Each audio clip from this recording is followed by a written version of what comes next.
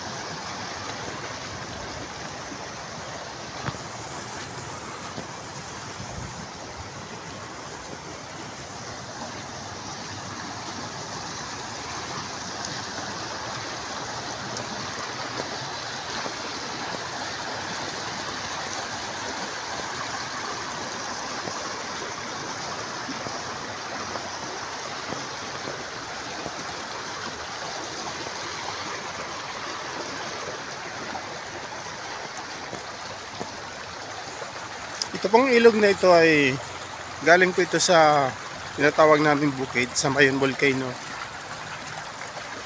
Bali, pababa po ito. Nagaling po sa taas ng volcano. Dito po nagdumadaan kung malakas po ang agos ng tubig, lalo na kung maulan. Bali,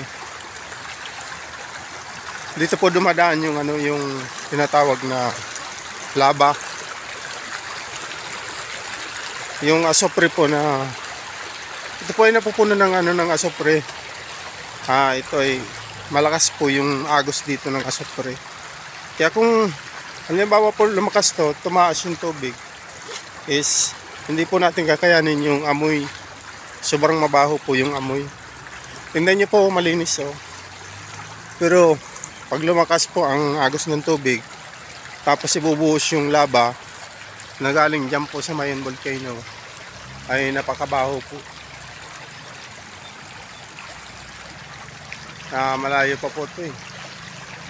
So, dito po muna tayo sa baba. Yan.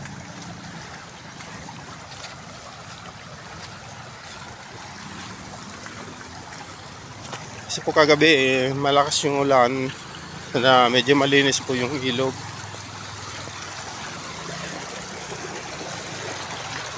Kasi po yung mga isda rito is hindi na nabubuhay kasi pag pumusan malakas na ulan at yung tubig napakalakas na bumababa, namamatay po yung mga isda rito gawa ng asopre na galing po sa Mayon Volcano. Sobrang mabaho po, grabe.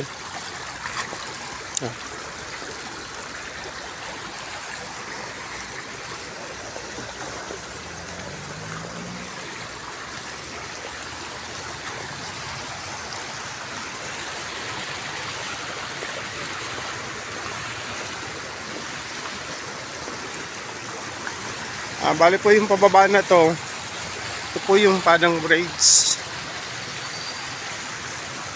Ginagawa pa po ito kasi pinapalakas po yung pundasyon. Kasi po pag bigla naman bumaha, ilang beses na po itong dito po yung tinabunan yung mga bahay nung panahon ng bumagyo ng Riming. Maraming bahay po ang tinabunan dyan, no?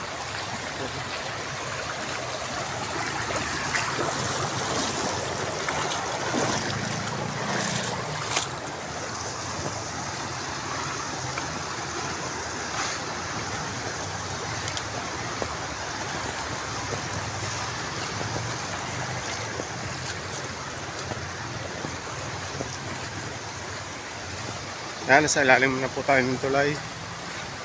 Yan, dumadaan po yan.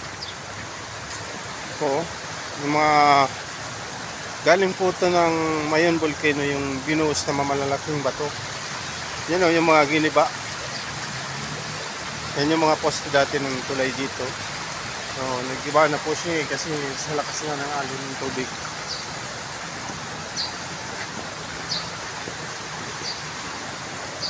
Po.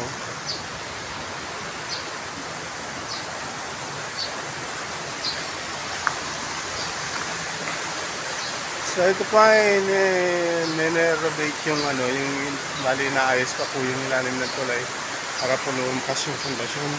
Ito po ang bakal niyan, ang lalaki po.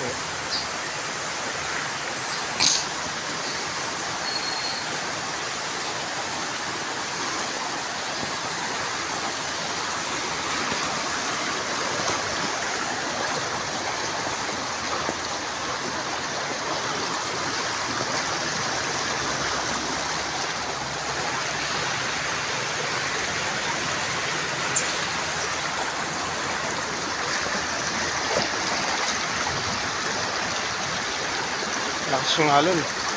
Lakas yung agos. Ah.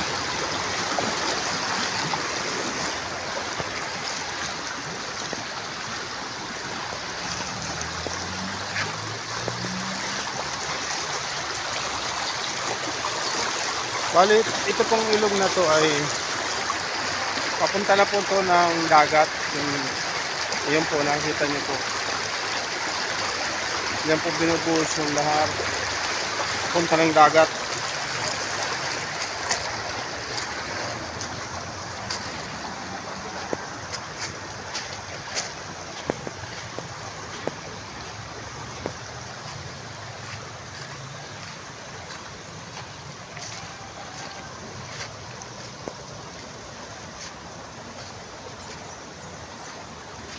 Bali ito pong mga malalaking bato.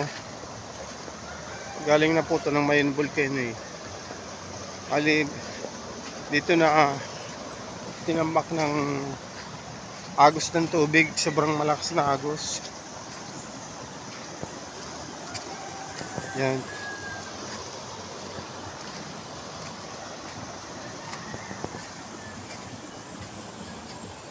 Yan po ang lalaki ng bato.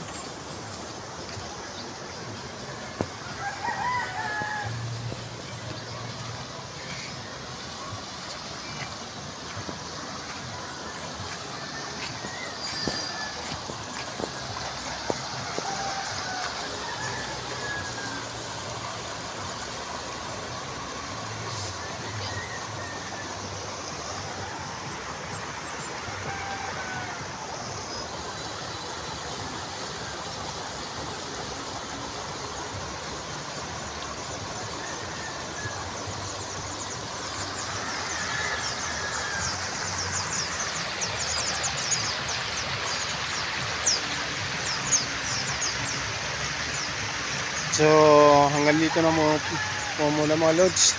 Abangan nyo na lang po yung susunod kong vlog. Salamat po sa inyo.